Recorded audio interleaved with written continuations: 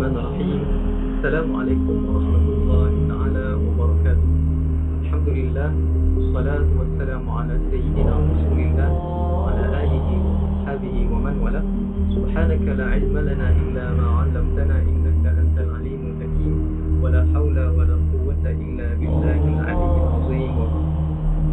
Alhamdulillah, syukur kita kehadirat Allah Subhanahu wa taala kerana pada petang ini dapat kita sambung semula pengajian kita, pengajian bicara tasawuf bersama Profesor Madya Dr. Abdul Manan Muhammad.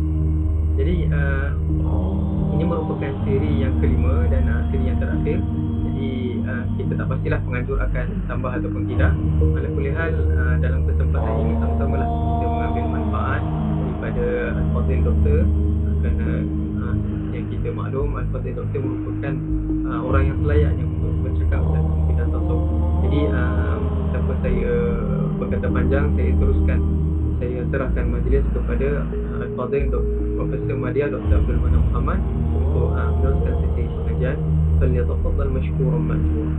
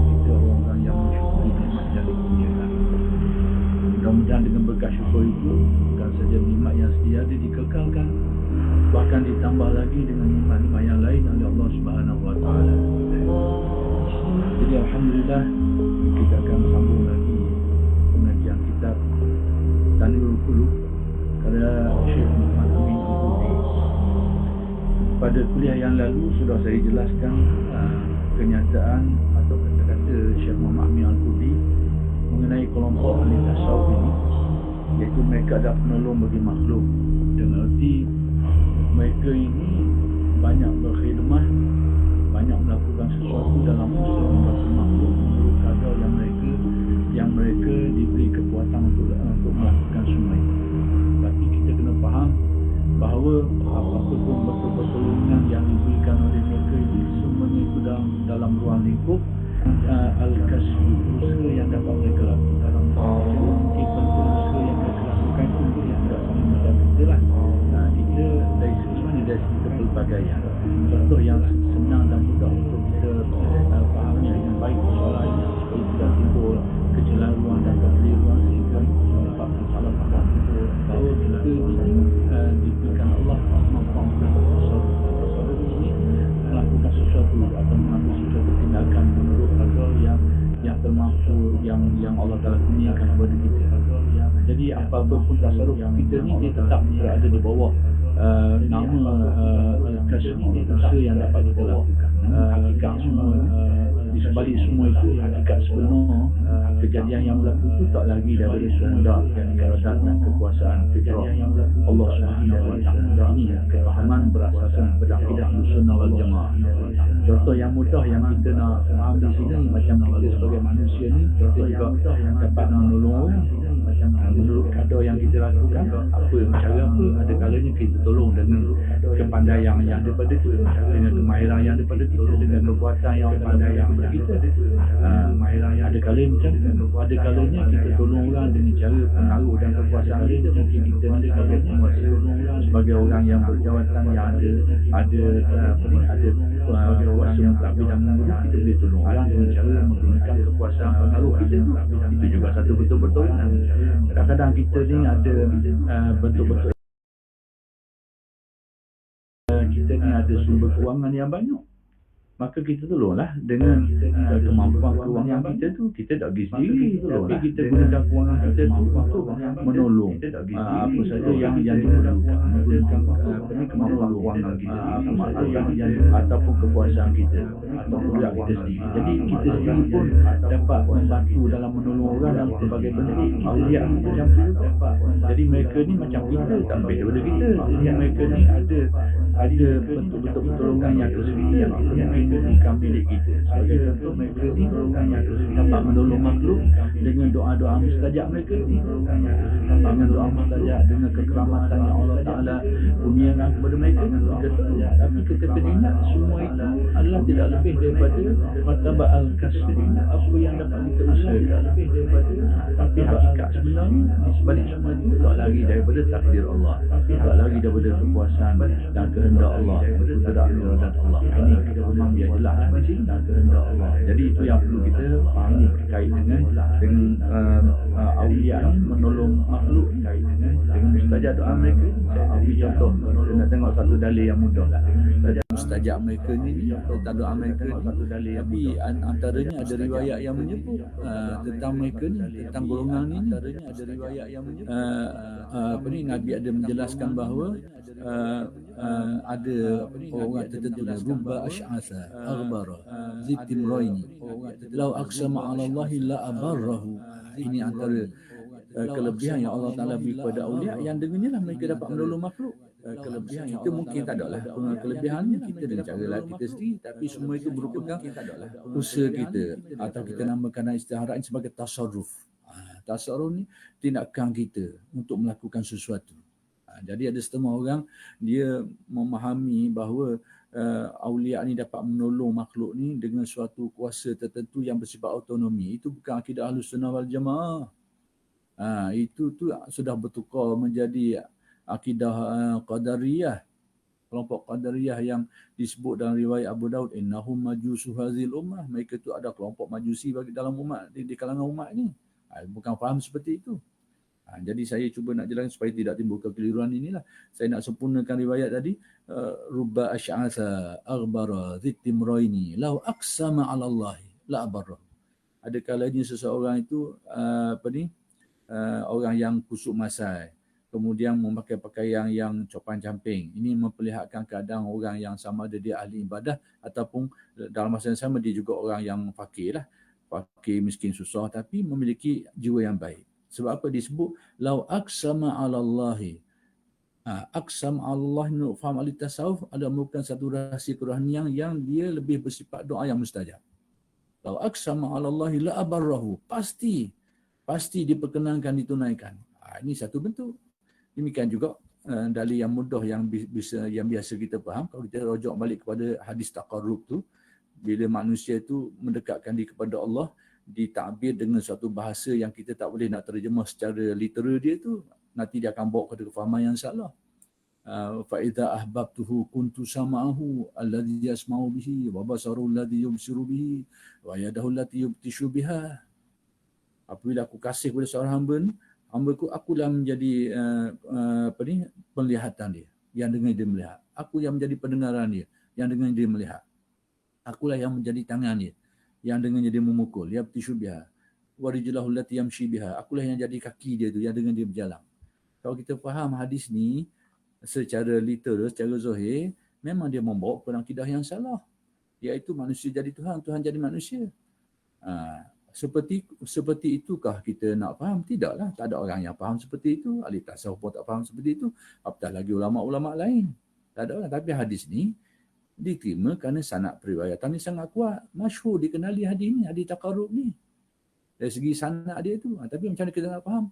Jadi kalau ada orang faham hadis ni secara literal, lalu mendakwa manusia ni mungkin sampai tu tahap jadi Tuhan. Dalil mana? Ni hadis ni. Jadi ternyata bahawa persoalan sekarang, kalau ada orang faham macam tu, maka yang salahnya adalah kefahaman orang tu.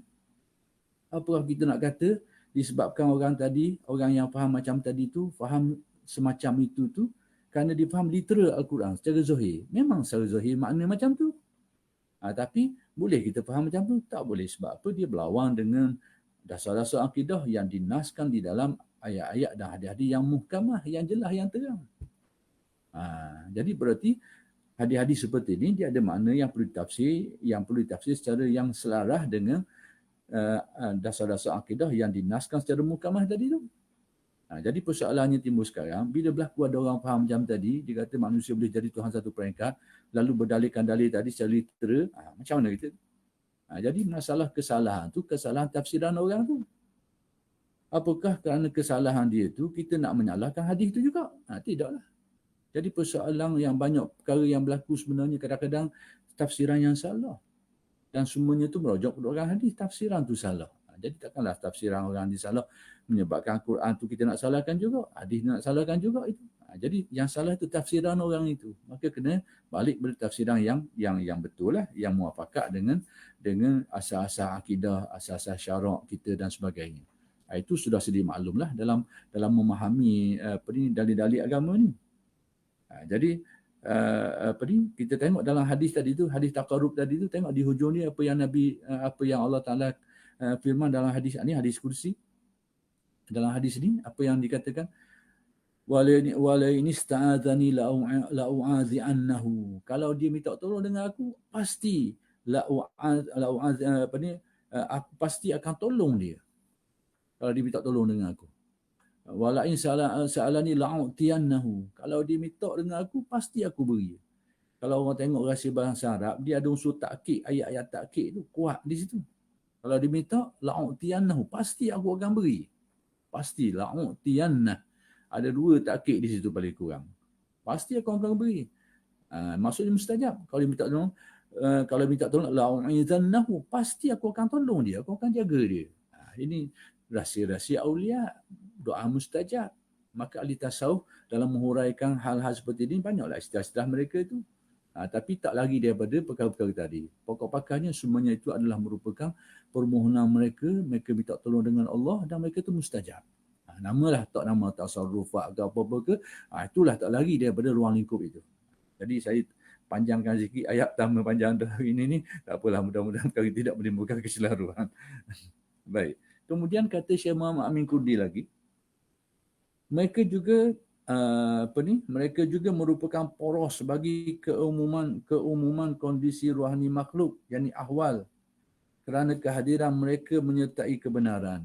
Jadi terjemahan di sini yang Melayu Indonesia ni saya nampak macam kurang jelas. Tapi saya telah rujuk kepada teks Arab dia, makna yang lebih dekat untuk kita faham, yakni mereka ni kelompok-kelompok ahli tasawuf, kelompok-kelompok aulia ni, maksud orang yang betul-betul menghayati dan mencapai hakikat tasawuf yang kita namakan sebagai aulia ataupun ahli makrifat atau nama-nama lain lagi, tak kira lah.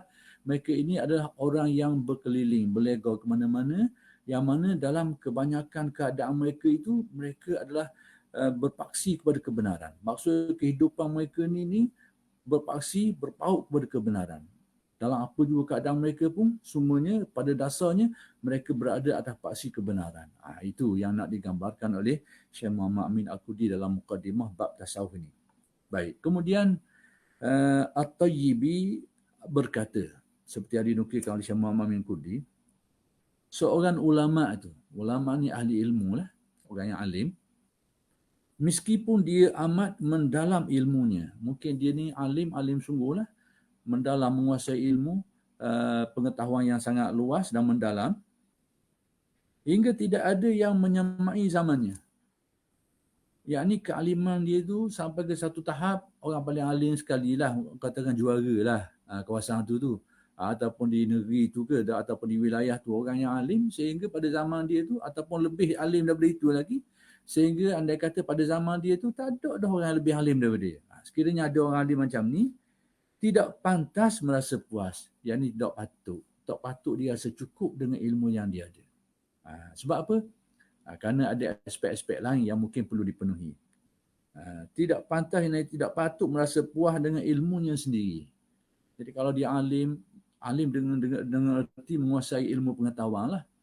Dari segi intelektual dia tu dapat menguasai ilmu pengetahuan yang sangat luas dan mendalam. Maka kata Syekh Tayyibi, tak patut dia rasa cukup dengan ilmu yang ada. Sebab apa? Kerana ada angle-angle lain, aspek-aspek lain yang mungkin kurang pada diri dia. Baik. Dia mesti berkumpul bersama ahli tariqah. Berkumpul di sini, al-ijtima' di sini, dia kena pergi bersahabat. Atau dalam bahasa tasawufnya berguru dengan ahli-ahli tarekat. Mengambil pedoman ilmu daripada ahli-ahli tarekat. Siapa dia ahli-ahli tarekat ni? Yakni orang-orang yang menempuh perjalanan kerohanian. Orang-orang yang bukan saja memiliki ilmu pengetahuan tentang Al-Quran dan Sunnah dan ilmu-ilmu yang bercabang daripadanya, tetapi juga orang yang menempuh satu proses penyucian jiwa dia tu, yang dinamakan tazkiyatun nafsi. Maka mereka ini dinamakan ahlu tariqah.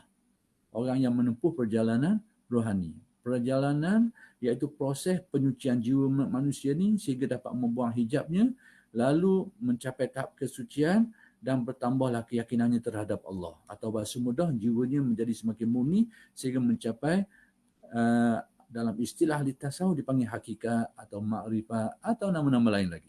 Jadi orang yang menempuh perjalanan itu dinamakan ahlu tariq. Jadi kata Syekh Tayyibi ni, maka seseorang alim tu walaupun dia sangat alim mana sekalipun, maka tak patut sangat dia rasa dia sudah cukup dengan ilmunya tu. Dia sepatutnya kena pergi cari ahli-ahli tarekat ni dan bergaul dengan mereka ni, mengambil manfaat ilmu daripada mereka ni. Baik. Untuk tujuan apa? Agar mereka menunjukinya jalan istiqamah. Supaya ahli-ahli tarekat ni, ulama-ulama mereka ni, bidang ahli-ahli makrifat ni, ahli tasawuf ni, dapat menunjukkan cara untuk mengistiqamahkan. Istiqamah apa benda? Istiqamah ni ada dua. Istiqamah zahir, istiqamah batin. Istiqamah zahir kita ni, kehidupan kita itu melaksanakan perintah Allah dengan baik. Itu istiqamah zahir. Tapi istiqamah batin adalah merupakan keadaan jiwa kita stabil dari segi keyakinannya, dari segi akhlak baiknya, dari segi tidak ada lintasan buruknya, tidak ada penguasaan nafsunya, stabil dari segi itu tu. Itu istiqamah batin. Jadi sekarang mungkin istiqamah zahir ni lebih mudah sikit lah untuk kita capai. Kita lakukan itu, lakukan ini. Tapi istiqamah batin tu mungkin romek sikit, mungkin susah sikit. Jadi istiqamah yang sempurna ni apabila zahir dan batinnya itu sudah menjadi tetap dalam kebaikan, tetap dalam kebenaran. Jadi tujuan Tayyibi menyuruh menyatakan ini supaya seseorang alim tadi tu dia berguru, berkumpul, bersahabat dengan ahli tarekat ni supaya mereka tu dapat tunjukkan cara macam mana nak istiqamahkan diri. Bukan saja dari aspek zahirnya tapi juga dari aspek batinnya. Hingga dia menjadi bagian dari mereka. Sehingga orang alim tadi tu menjadi sebahagian daripada golongan ahli tarekat tu. Maksudnya dia bukan saja alim bab hukum-hukum syaraknya, alim bab hukum-hukum syariahnya, alim bab hukum-hukum fiqhnya, tapi juga alim tentang hukum-hukum tasawufnya, alim tentang makrifatnya atau perkara-perkara yang berkait dengannya itu. Sehingga menjadi bagian, yakni sebahagian dari mereka daripada kalangan ahli tasawuf itu sendiri. Jadi dia menjadi seorang yang alim dan masa yang sama dia juga merupakan orang yang alim, bukan saja alim zahirnya, alim ilmu syariahnya, tapi alim batinnya, alim ilmu makrifatnya. Yang diajak bicara oleh Al-Haq di dalam sirnya, ini perkataan yang saya kena jelaskan, saya takut berlaku salah faham yang ada kemungkinan tu. Sehingga sampai ke tahap dia dapat berbicara dengan Allah di dalam rahsia batinnya. Ini macam mana ni? Dapat berbicara ni. Baik. Berbicara, yang dimaksudkan berbicara ni merupakan suatu keadaan yang dialami oleh tasawuf apabila jiwa itu mereka bersih, mereka lebih banyak menjurus kepada bermunajat kepada Allah. Itu maksud bicara tu. Bicaranya hati yang bermunajat dengan Allah.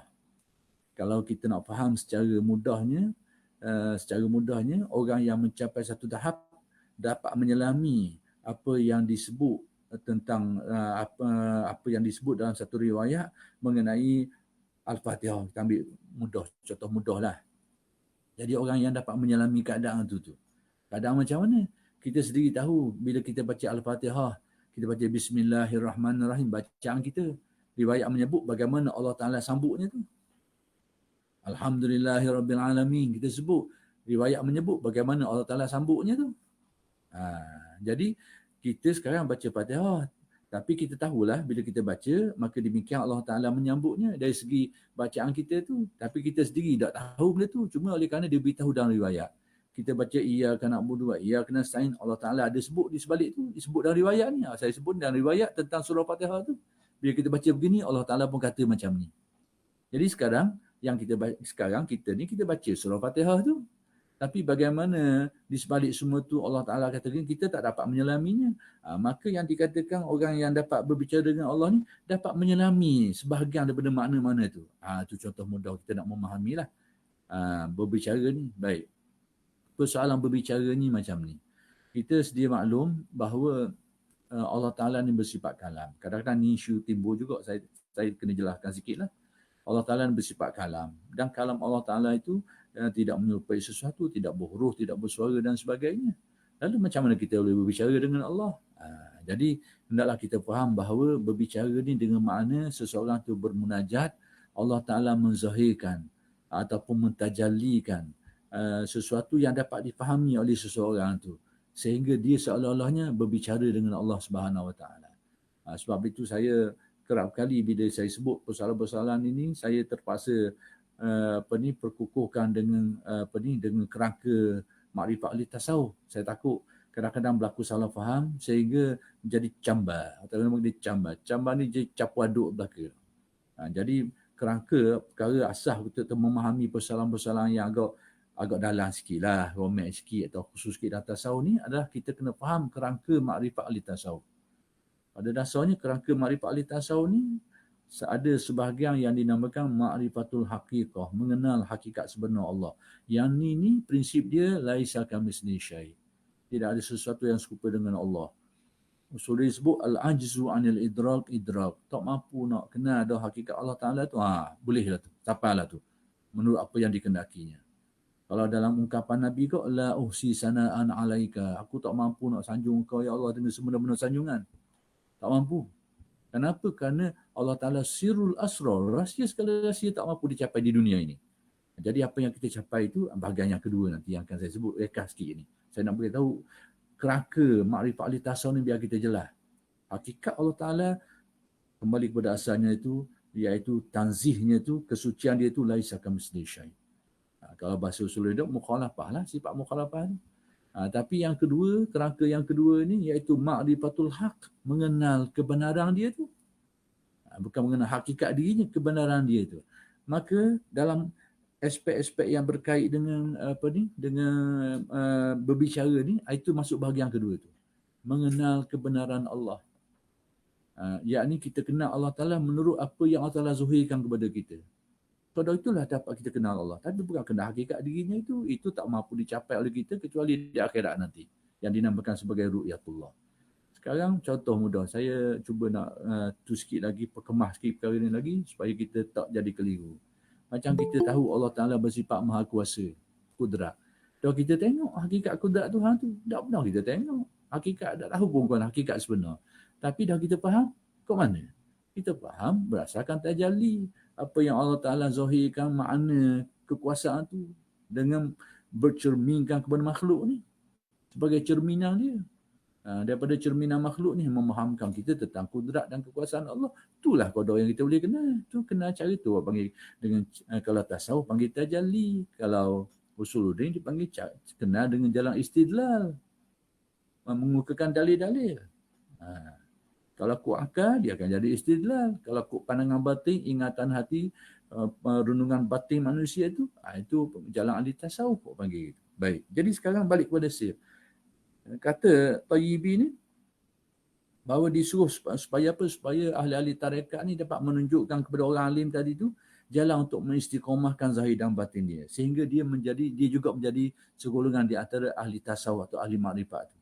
Yang mana sampai ke tahap dia ni dapat berbicara dengan Allah. Baik. Dah ada ke benda-benda macam ni dalam syarak kita? Baik. Antara dalil mudah yang kita nak faham tentang perkara ni, antaranya ada riwayat menyebut laqad kana fi man qablakum muhaddasun. Fa in yakum min ummati fa Umar, kata Nabi. Sesungguhnya umat-umat yang terdahulu tu ada kelompok yang dinamakan muhaddasun. Muhaddasun ni lah orang yang dapat berbicara dengan Allah. Orang yang diilhamkan Allah. Orang yang jiwanya menerima ilham. Lalu mereka bermunajat dengan Allah. Itu yang dinamakan berbicara. Jadi dalam istilah, dalam apa yang disebut riwayat tu muhaddas sebenarnya. Orang yang dibicarakan. Orang berbicara, bermunajat dengan Allah. Jadi adanya kelompok ini berdasarkan riwayat ni. Orang terdahulu kata Nabi, adanya muhaddas ni. Fa'in yakum min ummati fa Umar. Sekiranya ada di kalangan umatku, maka Sayyidina Umar lah salah seorang daripadanya. Mungkin ada orang tanya pula sekiranya. Ayat sekiranya tak sepertinya ada, sekiranya ada. Jadi kita kena fahamlah konteks hadis ni. Hadis ni untuk menyatakan kelebihan umat Nabi Muhammad. Kalaulah ada di antara umat terdahulu, umat Nabi Muhammad ni lebih-lebih lagi. Kena faham macam tu. Atau lebih-lebih lagi pula, ada riwayat lain menyebut fa inna umara minhum. Sesungguhnya Sayyidina Umar ni salah seorang di antaranya. Orang yang muhaddas ni, orang yang dapat berbicara dengan Allah, mengisi jalan ilham. Baik. Sebab apa? Kerana batinnya, kerana jiwa, kerana qalbu orang ni dapat, yang dikatakan dapat berbicara ni, kerana jiwanya menjadi amat bening. Bening ni amat jernih, amat bersih. Sehingga hatinya sentiasa ingat kepada Allah dan dapat bermunajat dengannya. Bermunajat tu sebagai berbicara. Bahasa yang biasa kita dengar munajat. Tapi ahli tasawuf menyebut bahasa tahdis ataupun berbicara tadi tu. Dan bebas dari berbagai kekotoran. Jiwa mereka ni dibersihkan Allah daripada kekotoran-kekotoran, ikatan-ikatan pengaruh hawa nafsu, pengaruh-pengaruh sifat-sifat buruk dan sebagainya, keyakinan-keyakinan yang keliru dan sebagainya, dibersihkan Allah. Jadi pada waktu itu jiwa mereka sangat murni, sangat jernih. Pada waktu itulah jiwa mereka ni dapat berbicara, yang ni dapat bermunajat dengan Allah. Jadi itu yang dimaksudkan munajat ni sebenarnya berbicara, yang ni bermunajat. Baik, selain itu, agar dia bisa menjauhi berbagai residu hawa nafsu. Yang ni antara tujuan lain. Seseorang alim ulama ni yang sudah menguasai ilmu pengetahuan ni disuruh supaya berkumpul dan berguru dengan ahli tarekat ni, selain daripada perkara tadi tu, iaitu dia dapat menjauhkan diri daripada kekotoran-kekotoran jiwa akibat daripada pengaruh hawa nafsu. Yang ni keinginan-keinginan buruk hatinya tu. Itu akan mengotori hati manusia. Maka kalau dia bergaul dengan ahli tarekat ni, dia ajar cara macam mana nak beriadah, bermujahadah untuk menyucikan itu. Kalau dia lakukan itu, insyaAllah dia akan berjaya membuang pengaruh-pengaruh yang mengotorkan hati dia tu. Dan kepentingan-kepentingan ego busuk yang mengotori ilmunya. Yang ni kepentingan-kepentingan di sini, kalau kekotoran hawa nafsu disebut kudurat. Kudurat ni keruh lah. Kalau air keruh. Jadi air keruh ni kotor lah. Maka ini bahasa simbolik, dengan arti hawa nafsu manusia ni bila bertopok tebal dalam diri manusia ni, dia menyebabkan cermin hati manusia tu macam air keruh, kotor, tak apa nampak. Baik, dan kepentingan ego busuk apa artinya? Ini khusus ni kemahuan-kemahuan, keinginan-keinginan nafsu yang buruk. Cuma diterjemah macam ego ni nafsu lah, kemahuan kita tu. Keinginan-keinginan buruk kita tu yang banyak dalam diri kita tu, yang mengotori ilmunya, yang akan menyebabkan ilmu dia tu akan jadi kotor. Di sinilah kita boleh faham apa yang diistilahkan dalam tasawuf sebagai hijab ilmu. Inilah kadang-kadang setengah tak dapat nak terima konsep hijab ilmu ni. Jadi hijab ilmu ni sebenarnya bukan ilmu tu yang jadi hijab, tapi berasa berilmu tu jadi hijab. Ilmu ni nur, dia akan memberi menyeluh fikiran kita, akan menerangi akal kita, hati kita. Tapi dari aspek yang tertentu dia akan jadi hijab. Jadi bukan ilmu tu yang menghijab, tapi berasa berilmu tu yang menghijab kita. Bila kita rasa kita alim, kita tahu, kita anggap orang lain bodoh belaka lah. Orang lain tak tahu belaka lah. Hak kita lah betul ni. Hak kita lah tepat sekali. Itu penyakit dia. Penyakit alim ulama antaranya hijab ilmu ni. Sehingga dia rasa dia lah paling alim, hak lain semuanya bodoh, semua tak tahu kali belaka. Okey. Dengan begitu, kalbunya akan siap menerima pancaran berbagai ilmu laduni. Bila kalbu manusia dapat dibersihkan daripada perkara-perkara tadi tu, kainah-kainah nafsunya, hawa-hawa nafsu yang buruknya, dan cabang-cabang yang berbagai-bagai itu yang mengotori hati manusia ni, sekiranya dapat dibersihkan, maka hatinya akan menjadi suci bersih dan bersedia untuk menerima ilmu laduni. Ilmu laduni pula dah. Ilmu laduni, yakni ilmu yang Allah Ta'ala cetuskan ke dalam kalbu manusia. Ilmu yang Allah Ta'ala kurniakan kepada manusia ni tidak dengan jalan belajar. Tidak dengan jalan belajar secara langsung. Itu ilmu laduni. Jadi daripada ladun, dari sisi. Jadi lalu akhir sekali timbul istilah laduni. Ilmu dari sisi Allah. Ahli tasawuf menerima konsep ilmu laduni ni, sekalipun ada orang tak terima, mana ada ilmu gini. Kalau tak mengaji, bodoh lah. Tak mengaji, tak tahu kala lah. Ini telah menyempitkan ruang ilmu. Dari segi syarak pun bercanggah, dan dari segi kenyataan pun bercanggah. Bercanggah masuk realiti. Realiti ada dalam sejarah mencatatkan orang yang alim disebabkan bukan kerana tidak dengan cara belajar. Ada. Jadi kenyataan saja ini jangan disalah anggap. Seolahnya mendorong suara jangan belajar pula. Jangan disalah anggap macam tu pula. Jadi nak beritahu bahawa ada. Nak mengisbatkan saja. Kalau dalam Al-Quran, ahli tasawuf, walidnya dia akan rujuk kepada ayat antaranya, ittaqullah wa yu'allimukumullah. Hendaklah kamu bertakwa kepada Allah. Allah Ta'ala akan ajar kamu. Ataupun ayat-ayat lain lagi. Walladzina jahadu fina lanahdiyannahum subulana. Dan orang bermujahadah bersungguh-sungguh untuk menempuh jalan kami ni, kami akan hidayatkan. Kami, Allah Ta'ala direct, mubasyarah, langsung akan menghidayatkan kepadanya. Demikian juga hadis Nabi, antara riwayatnya lah yang diriwayatkan itu, man amila bima alima warasahullahu ilma ma lam ya'lam. Sesiapa yang mengamalkan apa yang dia tahu, Allah Ta'ala akan mewariskan kepadanya apa yang dia tidak tahu. Dan banyak lagi lah dalil-dalil yang dirujuk oleh ulama tasawuf tentang mengisbatkan adanya ilmu yang dikurniakan ni, yang dinamakan ilmu laduni ni. Okey. Baik. Jadi ilmu laduni ni kalau pada bahasa mudahnya dia merupakan sejenis ilham. Ilham yang Allah Ta'ala kurniakan kepada manusia ni. Persoalannya sekarang mungkin saya nak sebut sikit ialah ilham ni macam mana kedudukannya? Boleh pakai ke? Apakah dia merupakan satu sumber syarak yang diiktiraf atau macam mana? Ini satu persoalan lagi ni. Tentang kewujudan ilham tu tak nak lagi dah. Kerana disebut dalam banyak ayat. Fa'alhamaha fujuraha wa taqwaha. Allah Ta'ala mengilhamkan kepadanya keburukannya dan kebaikannya. Ada ilham-ilham ni.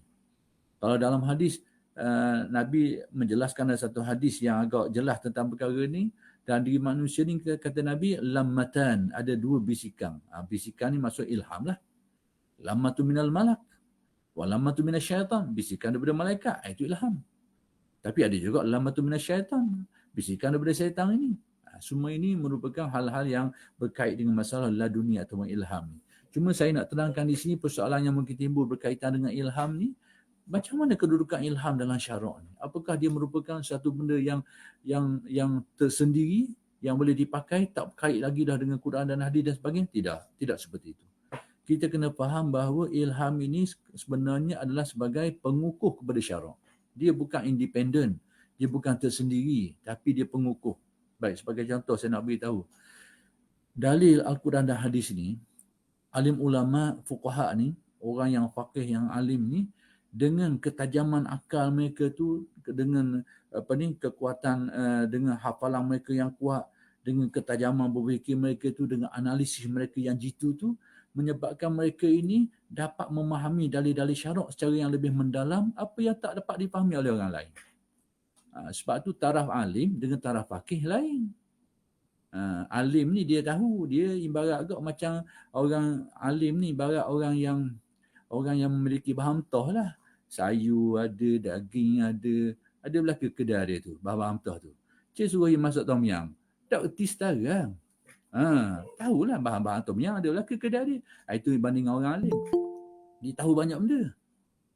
Tapi suruh buat tom yam ke, buat sup ekor pun tak erti.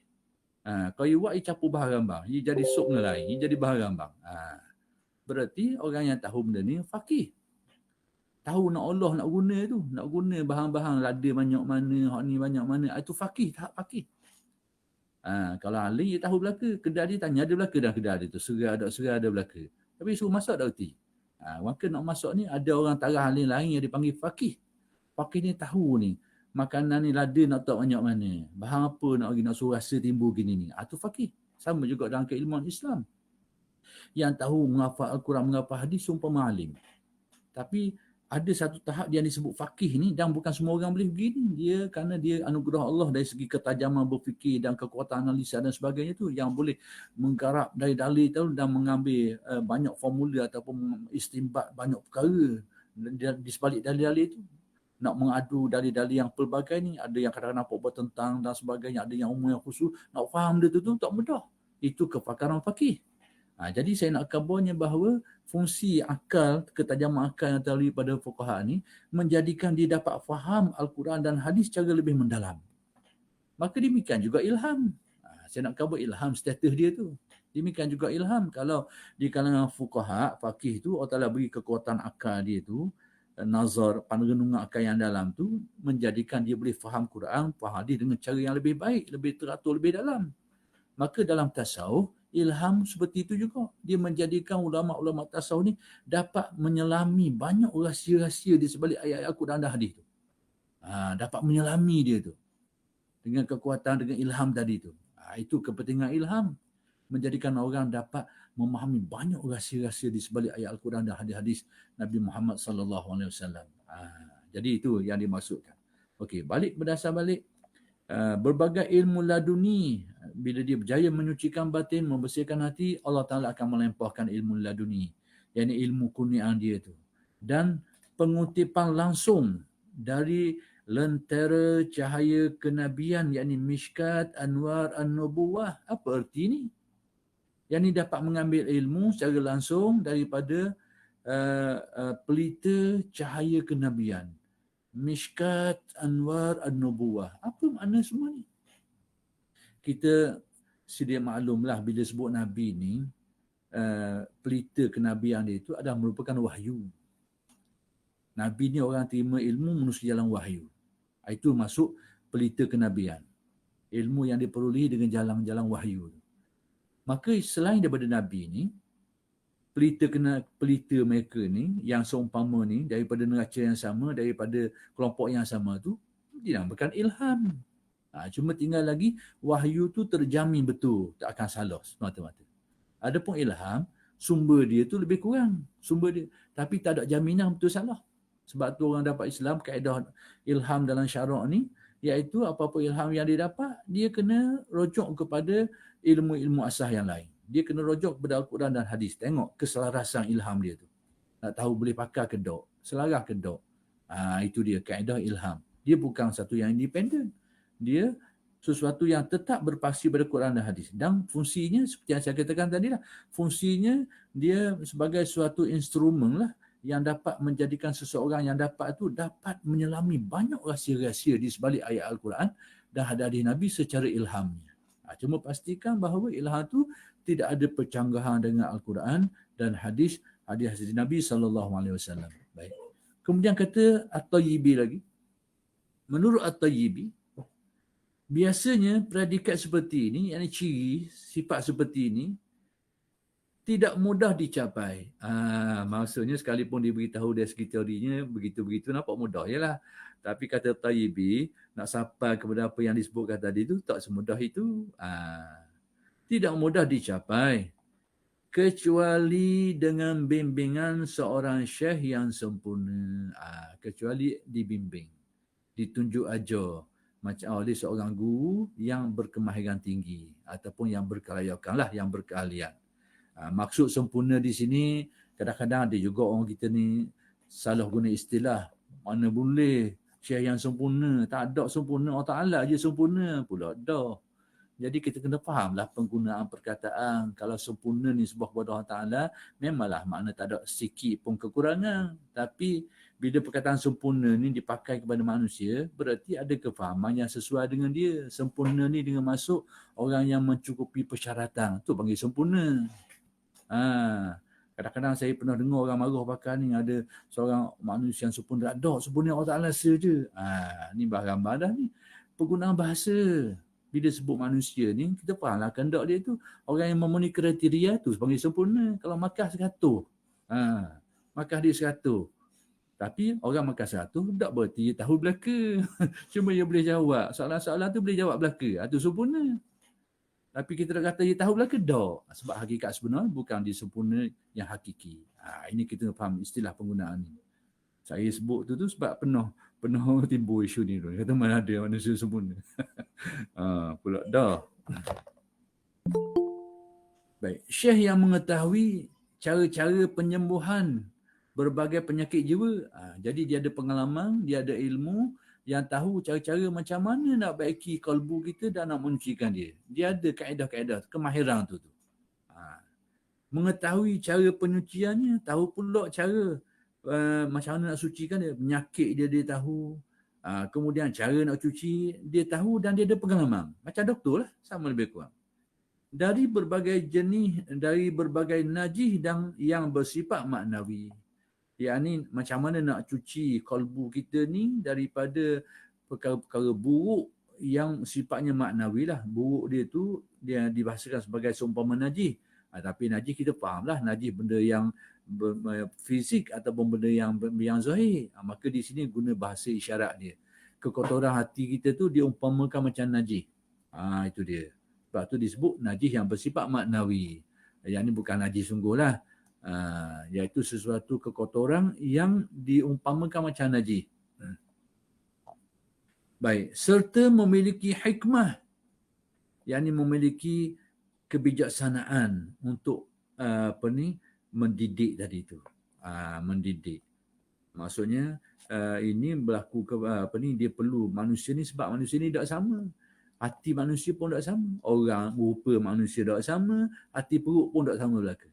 Jadi sudah tentulah caranya itu ada kelainan-kelainan. Maka guru yang syekh yang sempurna ni, yang ada kemahiran ni, ada kelayakan ni, dia ada hikmah dalam bab ni. Dia ada kebijaksanaan untuk mendidik ni. Ada orang keras pedal, lain sikit cara dia. Ada orang jiwa lembut, lain sikit cara dia. Itu dia. Jadi yang memiliki hikmah, yakni kemampuan supranatural untuk mengolahnya. Maksudnya yang memiliki kebijaksanaan, yang memiliki kemampuan ataupun memiliki kemahiran untuk mengolah, yakni nak mengolah, nak menjelaskan dan nak membetulkan kalbu tu. Baik dengan ilmu maupun intuisi, sama ada dengan ilmu-ilmu yang dia ada ataupun ilham yang Allah Ta'ala kurniakan kepada dia, itu juga menjadi pedoman kepada dia dalam usaha untuk menyucikan batin manusia ni. Baik. Tujuan semua ni, apa benda tujuannya?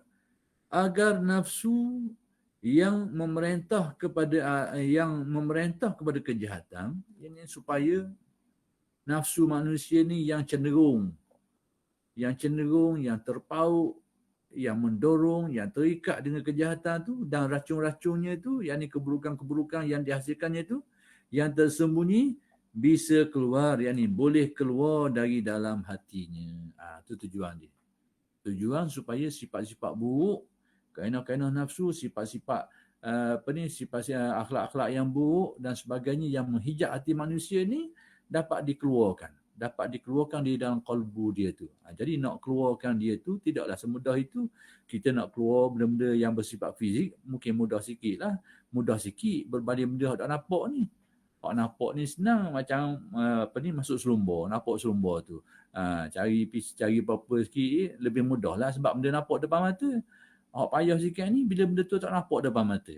Di sinilah adanya keperluan sebagai guru dalam perkara ni. Baik. Kemudian para ulama ahli tarekat sepakat, ijma'. Ni dia. Ulama ahli tarekat ni mereka sepakat, mereka ijma'. mengenai keharusan. Keharusan ni bahasa Indonesia, bahasa kita ni kemestian. Kemestian mengambil seorang syekh, yakni kita berguru, untuk menjadi pembimbing rohani kita ni, guna, yakni bertujuan menghilangkan sifat-sifat yang menghalangi masuknya hadrat Allah ke dalam qalbu. Ini dia terbalik terjemah sikit. Jadi Syekh At-Tayyibi ni dia kata ulama-ulama ahli tarekat ni mereka sudah sepakat. Jadi kena fahamlah, sepakat ni dia kalangan ahli tarekat. Mungkin ulama-ulama lain tidak sepakat. Jadi sepakat ni di kalangan mereka saja. Tentang kemestian. Mereka kata keharusan ni kemestian untuk kita cari seorang syekh yang menjadi pembimbing kita, tujuannya untuk menghilangkan sifat-sifat buruk yang ada dalam hati kita ni, supaya kalbu kita ni memasuki hadrat Allah. Apa makna kalbu kita masuk ke hadrat Allah? Yang kalbu kita ni dapat ingat kepada Allah Ta'ala dengan ingatan yang kuat, ingatan yang kukuh, ingatan yang jernih. Itu masuk pada hadrat Allah. Kalau kita ingat kepada dia, tak ingat ke lain. Itu yang dikatakan memasuki hadrat Allah. Ini juga perkataan yang selalu disalahfahami. Masuk ke hadrat Allah. Dah masuk mana tu? Masuk mana tu? Kita belajar usuluddin, Allah Ta'ala tidak menyupai sesuatu, tidak bertempat. Kalau ada orang kata Tuhan tu dia arah, kita marah. Tiba-tiba di tasawuf kata masuk ke hadrat Allah Ta'ala. Masuk mana pula ni? Jadi kenapa hadrat ni, dia asal kata hadrat daripada hudur. Hadrat tu hudur, yakni kehadiran hati kita, ingatan kita tu. Bila kita ingat kepada makna-makna ketuhanan Allah dengan ingatan yang kuat, yang sampai tahap boleh melupakan ingatan kepada yang lain, itu dikatakan masuk pada hadrat Allah. Bila kita ingat kepada keluasan rahmat dia tu, kekuasaan dia, tentang ilmu dia, ingatan kita tu kepada makna-makna ketuhanan tu menyebabkan kita ni tak ingat ke lain. Itu yang dikatakan qalbu yang masuk pada hadrat Allah. Itu maksudnya. Bukan masuk situ, masuk sini. Nisbah kepada hadir hati kita tu. Baik. Agar kehadiran dan kekhusyukan di dalam menjalankan berbagai ritual ibadah benar-benar nyata. Tujuan besar saja. Supaya ibadah kita itu dapat dihayati dengan baik. Pokok pakar sebenarnya, kekunci kepada perjalanan tasawuf ni, supaya kita ni dapat beribadah kepada Allah dengan sebaik-baiknya. Itu sebenarnya tujuan dia. Yang menjadikan ibadah kita tu sampai ke tahap tu, aspek mana? Apabila bukan saja batin kita, bukan saja zahir kita beribadah, tapi batin kita juga beribadah. Itu yang dikatakan sempurna. Sebab tu ulama tasawuf membahagikan tingkatan ibadah ni kepada 3. Satunya disebut ibadah, itu kalau badan kita je bergerak, badan kita je melaksanakan solat, tapi hati kita dah ikut sekali, itu ibadah orang panggil. Sekiranya badan dia melakukan ibadah, batin kita pun selaras mengikuti sekali, itu panggil ubudiyah dalam istilah tasawuf. Tapi sekiranya yang batin kita tu mendahului yang zahir kita, maksudnya masa kita semayang, batin kita pun, masa kita beribadah semayang, batin kita pun semayang juga. Tapi bila kita berhenti semayang, batin kita mekekal dalam keadaan beribadah kepada Allah. Itu panggil ubudah dalam istilah tasawuf. Maka yang ketiga itulah orang panggil, orang istilah ahli tasawuf ni istilah je, nak pakai tak mau pakai itu atas penamaan. Ada orang tak mau pakai istilah, tak payah pakai lah. Tapi nak kabarnya istilah ahli tasawuf setengahnya menamakan itulah solat daim. Tapi setengah orang tu dia salah faham, tak ada istilah ni. Dia kata solat daim ni dengan makna tak payah semayang dah. Kita ni memang solat sama. Bukan begitu. Maksud solat daim dan istilah mereka ni, hakikat-hakikat yang ada dalam solat kita tu, contohnya kita menghadapkan diri kepada Allah. Inni wajjahtu wajhiya lillazi fataras samawati wal ardh. Aku menghadapkan diriku. Kita rokok, kita sujud. Aqrabu ma yakunul abdu minallahi wa huwa sajid. Kedudukan manusia paling dekat dengan Tuhannya pada waktu dia tengah sujud tu. Kedudukan dia. Bukan dahi tu. Bukan dahi. Jadi waktu sujud, sebab tu kadang-kadang ni selingan sajalah. Ada setengah sahabat-sahabat kita yang mungkin cenderung kepada faham Salafi Wahabi ni yang ke arah, saya tak kata direct, ke arah ke arah keyakinan Tuhan tu diarah dan sebagainya. Jadi saya nampak macam kalau kita nak baca hadis yang saya baca tadi tu macam dak siku lah. Hadis tu kata aqrabu ma yakunul abdu minallahi wa huwa sajid. kedudukan manusia paling dekat dengan Allah pada waktu dia sujud. Jadi kalau kita beranggapan Tuhan tu atas langit, paling dekat sepatutnya lenggok lah, bukan sujud. Lenggok bukan sujud. Itu logik akal je lah, saja selingan saya saja. Tapi nak beritahunya bahawa tujuan semua itu untuk menyempurnakan ibadah. Apa kekunci besar pun dalam tasawuf, akhir sekali nak pergi supaya ibadah manusia ni bukan saja badannya beribadah, batin juga beribadah. Itu. Baik, sikit lagi saya nak habis perkataan dia ni, penggang ni. Kesepakatan ini, ijma' ahli tasawuf ini merupakan bahagian, yakni sebahagian dari bab atas dasar apa ulama tasawuf menyatakan perkara tadi tu, yang mereka sepakat bahawa menjadi kewajipan seseorang tu untuk mencapai maksud ni, dia kena ada guru yang mengajarkan dia tu. Atas dasar apa? Ni antaranya, sebab mereka ada dalil lain lagi. Selain dia berdalil yang mereka rujuk, antara yang menjadi sandaran mereka ini iaitu kaedah usul fiqh. Ma la yatimul wajibu illa bihi fahuwa wajib. Yakni sesuatu yang tanpanya menjadikan kewajipan tidak sempurna, berarti sesuatu itu menjadi wajib juga. Yakni sesuatu kewajipan tu dia tidak sempurna kecuali dengan adanya sesuatu yang lain. Maka sesuatu yang lain tu pun akan jadi wajib juga. Sebab dia menjadi sebab kepada kesempurnaan sesuatu kewajipan itu. Ini yang menjadi landasan yang dipakai dalam menyatakan ijma' li tasawuf tadi tu, satu keperluan kepada seseorang untuk mencapai maksud ni, dia kena cari guru yang ajar dia dalam perkara ni. Jadi itu sajalah yang saya dapat sampaikan untuk kali ini. Sekalipun hasratnya mungkin saya nak bawa nak jelaskan beberapa perkara yang lebih bermakna lepas ni, mungkin belum kesampaian lagi lah. Walau bagaimanapun, insya-Allah di masa-masa yang akan datang, mudah-mudahan Allah beri ruang kepada kita untuk kita berdiskusi lagi. Saya sebenarnya bukan nak jadi mengajar, tidak, lebih kepada nak meng-highlightkan isu untuk sama-sama kita bincang, tengok, perhatikan kalau ada salah silap, tegurlah, betulkanlah. Itu saja. Jadi mohon maaflah sekiranya ada apa-apa kesilapan, kekurangan ataupun contoh-contoh yang tak bagus. Kadang-kadang ada kok terbabah mulut saya ni contoh-contoh mengenai pada seseorang tanpa sedar, minta maaf banyak-banyak lah. Sekianlah saja dulu. Aku lu qauli hadza wa astaghfirullahalazim li wa lakum. Assalamualaikum warahmatullahi wabarakatuh. Waalaikumsalam warahmatullahi taala wabarakatuh. Dan terima kasih diucapkan kepada Profesor Madya Dr. Abdul Manan Muhammad atas pengisian berkenaan dengan pengajian kitab kita, iaitu kitab Tanwirul Qulub. Dan kita telah pun berada di sesi yang terakhir. Allahu alam kalau mungkin penganjur akan sambung ataupun tidak. Cuma kita di Pusat Islam kita bersyukur kerana kita dapat menjemput orang yang selayaknya untuk berkata dalam bidang tasawuf. Apatah lagi pada zaman ini, kita lihat banyak kecaman ataupun salah faham orang terhadap bidang tasawuf dengan kehadiran doktor dan penceramah yang lain yang betul-betul sesuai untuk berkata berkenaan ilmu ini. Moga-moga ilmu tasawuf ini mendapat perhatian oleh ramai masyarakat di luar sana, insya-Allah. Baik, sekadar itu sahaja untuk sesi daurah kita selama 5 episod lah kita. Jadi insya-Allah semua episod ni kita akan masukkan di dalam Facebook. Dalam Facebook tentu sudah ada Facebook Live Pusat Islam dan juga di YouTube Pusat Islam. Jadi insya-Allah kita akan combinekan. Jadi kepada muslimin dan muslimat yang di luar sana yang kita buat waktu kerja, mungkin ada yang tak berkesempatan untuk bersama, jadi boleh berkunjung ke Facebook, ke YouTube kami untuk lihat balik rakaman-rakaman yang lepas.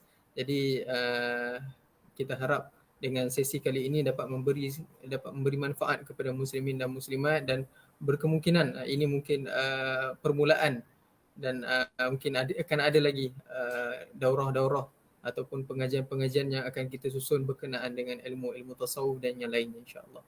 Jadi sekadar itu sahaja. Dan terima kasih kepada doktor sepanjang 5 sesi ini bersama dengan kami di Pusat Islam di Masjid UKM. Moga-moga dapat memberi manfaat kepada seluruh masyarakat yang bersama kita. Aku qauli hadza wa astaghfirullahalazim li wa lakum. Wassalamualaikum warahmatullahi taala wabarakatuh. Waalaikumsalam warahmatullahi wabarakatuh.